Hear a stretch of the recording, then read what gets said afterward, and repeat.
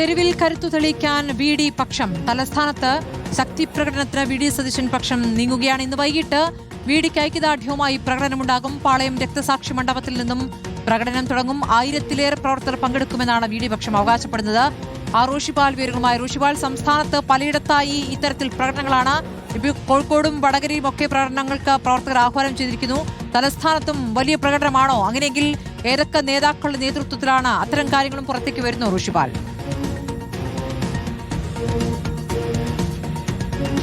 സ്മൃതി, തലസ്ഥാനത്ത് വൈകിട്ട് 5 മണിക്കാണ് വി ഡി സതീശനെ അനുകൂലിച്ച് പ്രകടനത്തിന് ആഹ്വാനം ചെയ്തിരിക്കുന്നത്.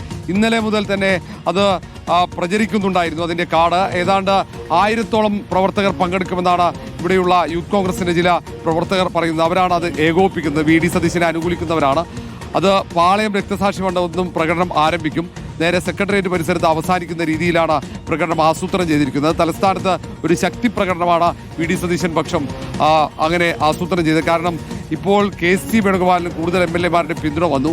ഏതാണ്ട് ഹൈക്കമാൻഡ് ഏതു തരത്തിൽ തീരുമാനമെടുക്കുമെന്ന് വ്യക്തമല്ല. പക്ഷേ ഇപ്പോൾ തന്നെ റിപ്പോർട്ടുകൾ എത്തുന്നു. ഇനി കൂടിയാലോചനകൾ ദില്ലിയിലേക്ക് നേതാക്കളെ വിളിപ്പിക്കുന്ന ആ ഘട്ടത്തിൽ ഇവിടെ പ്രവർത്തകരുടെ പിന്തുണ വി ഡി സതീശനാണെന്ന് കൃത്യമായി പബ്ലിക്കിൽ അത് ബോധ്യപ്പെടുത്തുക എന്ന ഉദ്ദേശം കൂടിയുണ്ട്. അതുകൊണ്ട് തന്നെയാണ് ഒരു ശക്തി പ്രകടനത്തിനുള്ള തയ്യാറെടുപ്പ് നടത്തുന്നത്. ഇന്നലെ മുതൽ തന്നെ ഉള്ള തയ്യാറെടുപ്പാണ്. ജില്ലയുടെ വിവിധ ഭാഗങ്ങളിൽ നിന്നും പ്രവർത്തകർ വൈകിട്ടോടെ എത്തിച്ചേരുമെന്നാണ് പറയുന്നത്. 5 മണി കൃത്യം പാളയം രക്തസാക്ഷി മണ്ഡപത്തിൽ നിന്നും ഈ പ്രകടനം ആരംഭിക്കും. വി ഡി സതീശനെ മുഖ്യമന്ത്രിയാക്കണമെന്ന ആവശ്യമാണ് പ്രകടനത്തിൽ ഉയർത്തുക. സംസ്ഥാനത്തിന്റെ വിവിധ ഭാഗങ്ങളിൽ കഴിഞ്ഞ 2 ദിവസമായി നടന്ന പ്രകടനത്തിന് സമാനമായി തന്നെയായിരിക്കും തലസ്ഥാനത്ത് ഇന്ന് വൈകിട്ടും പ്രകടനം നടക്കുക. അതേസമയം ഇത്തരം പ്രകടനങ്ങളിൽ കോൺഗ്രസ് ഹൈക്കമാൻഡ് കടുത്ത അതൃപ്തി അറിയിക്കുന്നുണ്ട്. അത് അച്ചടക്ക ലംഘനമാണെന്ന് KC പക്ഷം പരാതി ഉയർത്തുന്നുമുണ്ട്.